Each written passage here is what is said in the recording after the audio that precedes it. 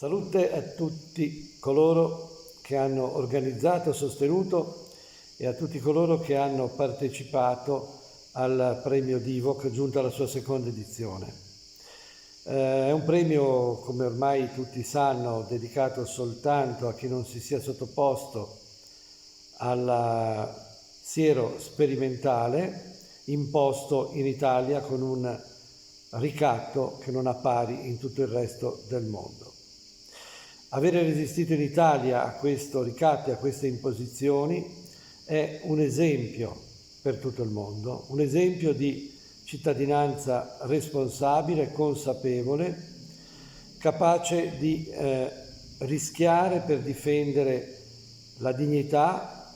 e la salute propria e anche quella degli altri. Molti si stanno accorgendo dell'errore che hanno compiuto di lasciarsi catturare in questa trappola così ben congegnata da menti intelligentissime ma prive assolutamente di cuore, di luce e di consapevolezza. Il premio assume sempre di più, anche nelle opere premiate, il carattere di un impegno contro il regime transumanistico, contro il globalismo totalitario, contro il panopticon tecnologico, contro una dittatura di carattere biopolitico che vorrebbero instaurare nel mondo. Il potere non ha mai avuto una tecnologia così raffinata nelle proprie mani dall'inizio della storia ad oggi e intende utilizzarla, e rispetto a questa volontà ottenebrata ma un'enorme determinazione e a potentissimi strumenti economici si erge una schiera sempre più numerosa di ribelli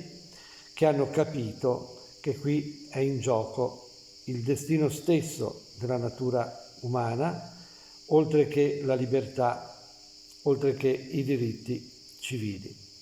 Un particolare saluto a coloro che con grande difficoltà da parte nostra sono stati scelti tra un insieme di opere decisamente molto valide, in particolare a Rita Remagnino, a Joseph Barnato e a Mariangela Ceci.